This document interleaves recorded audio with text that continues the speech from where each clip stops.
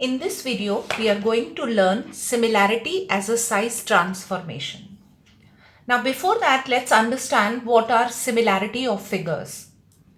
Any two figures, two or more than two figures, are said to be similar if they have exactly the same shape but not necessarily the same size. For example, we have two equilateral triangles here. Each equilateral triangle is having the length of the side different. Here we have each side of this equilateral triangle as 5 centimeter and here it is 3 centimeter. So although the sizes are different but shapes are same, their angles are same, right? So we can say that these two equilateral triangles are similar. Similarly, here we have two squares. Each square is having the length of its side different. Here, this square is having each side as 2 centimeter. This square is having each side as 4 centimeter. So sizes are different but shapes are same. So they are similar. Here also we have two circles of different radii. Here the radius is 2, here the radius is 3. So although the sizes are different but shapes are same, so they are similar. Now in this topic we are going to learn similarity as a size transformation, wherein we will learn the enlargement and reduction. So let's take the enlargement first. Let's understand what is enlargement. Say for example, we have a figure, a quadrilateral. This quadrilateral is ABCD, right? So this is A, B, C and D. So let's take a point P outside this triangle, and what we are doing is we are joining PA, PD, PB and PC, right? So basically what we are trying to do, we are trying to construct a quadrilateral which will be similar to this quadrilateral but whose sides will be twice the sides of the corresponding figure ABCD, right? For example, if we will create the enlarged figure out of this, AB will be the side which will be half the side of that enlarged figure, or the enlarged side will have A dash B dash as the side which will be twice of this side AB. Similarly for AD also, BC and DC. So let's try to do that. What we will do, we will construct this PA dash here. We are extending it up to PA dash. So our PA dash will be equal to 2 times this PA.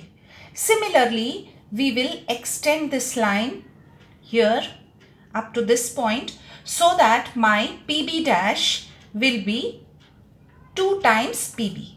Then I am extending this line and this line. I will join this and this. So my quadrilateral A dash, B dash, C dash and D dash is ready. Now this is my enlarged figure. What have I done? I have enlarged the quadrilateral ABCD, which was my given quadrilateral, to A dash, B dash, C dash and D dash, and each side of this quadrilateral enlarged figure is 2 times the corresponding side of the given figure, right? So let's write what have I done. This is basically I am discussing enlargement, right? So what will I do? I have done PA dash, I have extended it to 2 times PA. Then I have PB dash which is equal to 2 PB. I have PC dash which is equal to 2 PC, and I have PD dash which is equal to 2 PD, right? Now quadrilateral A dash, B dash, C dash and D dash is the image of the given quadrilateral. Image of quadrilateral ABCD, right? So on measurement you will find that A dash B dash will be 2 times AB, B dash C dash will be 2 times BC, and C dash D dash will be 2 times CD, and your D dash A dash will be 2 times DA, right? Now we say that the object ABCD has been enlarged. We have enlarged this to A dash, B dash, C dash, D dash. Now it has been enlarged by a scale factor 2, right? What is the scale factor here? 2.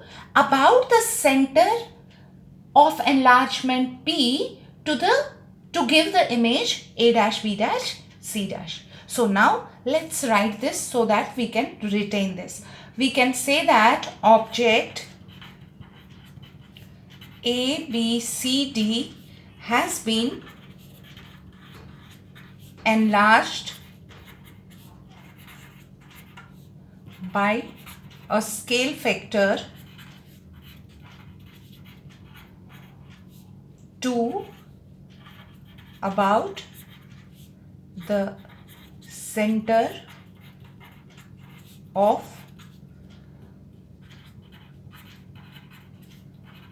enlargement P to give the image A dash, B dash, C dash and D dash. This is basically the enlargement. So let's now understand the reduction. What is reduction? Now let's take a triangle. We have a triangle, say for example, okay, let me write, this is reduction. We are going to learn about reduction. What do we mean by reducing the similar figure? Suppose this is my triangle A, B and C, right? So what am I doing is, with the help of this triangle, I will construct a similar triangle, each of whose sides is equal to the half of the corresponding sides of this triangle ABC. So what will I do? I will again take a point P outside this triangle and join side A, side B and this side C of a triangle with this point P, right? Now, after that, I will mark A dash, B dash, C dash on these line segments such that my PA dash will be half of PA and my PB dash will be half of PB and my PC dash will be half of PC. So let me do that. So that will be somewhere here. Let this be A dash. Let this be my B dash and this is my C dash. So if I join this, so I have reduced this triangle, right? Now on measurement you will find that A dash B dash will be equal to half of AB and B dash C dash will be equal to half of BC and your C dash A dash will be equal to half of CA, right? So we can say that triangle ABC has been reduced by a scale factor half, right? About the center of reduction P to give the image A dash, B dash and C dash, right? So let's write that. We will write that triangle ABC has been reduced by a scale factor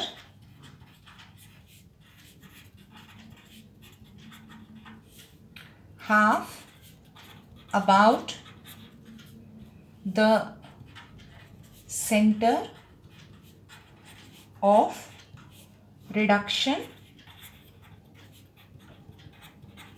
P to give the image A dash, B dash, C dash. Right? That is basically the size transformation. So what is the size transformation? It is the process in which a given figure is enlarged, which we have already done. We have enlarged the given figure, or it is reduced by a scale factor, and that scale factor is called K. Right? We denote that scale factor by K. This is called scale factor, such that the resulting figure is similar to the given figure. The given figure is called an object. This is called an object, or you can also call this as pre-image. Pre-image. And the resulting figure is called its image. This is called the image. Similarly, here we have this as image. This was our resulting figure, and this was our pre-image or object. Okay? So let's write this size transformation. Let's write the definition of this. What is a size transformation? So we said that it is the process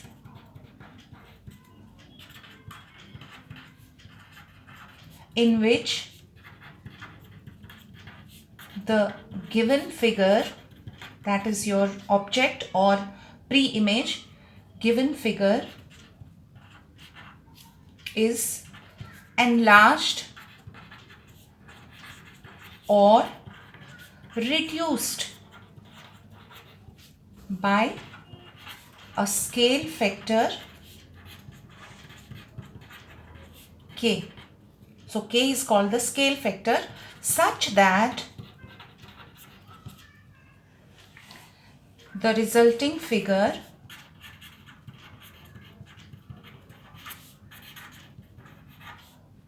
is similar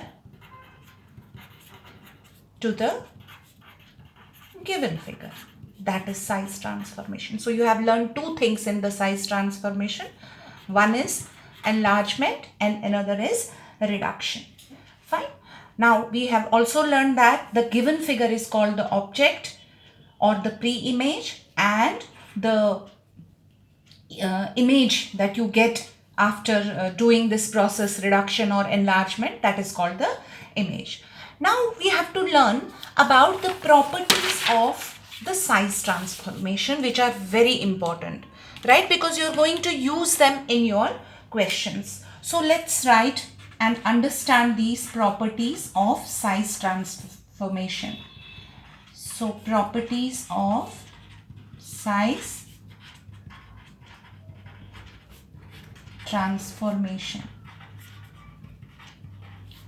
So the first property is, in a size transformation, the shape of the given figure is always preserved, right? What does that mean? That means the angle, the perpendicularity, the parallelism, etc. are preserved, right? There is no change in that. So that is number one property. So we will write, in a size transformation,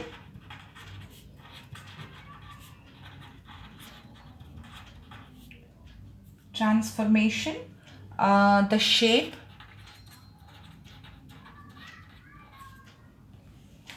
of the given figure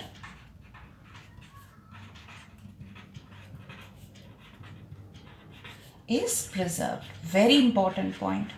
So the shape does not change, only the size changes. So you can say thus, angle, perpendicularity, if any side is perpendicular to any other side, that will remain perpendicularity, parallelism,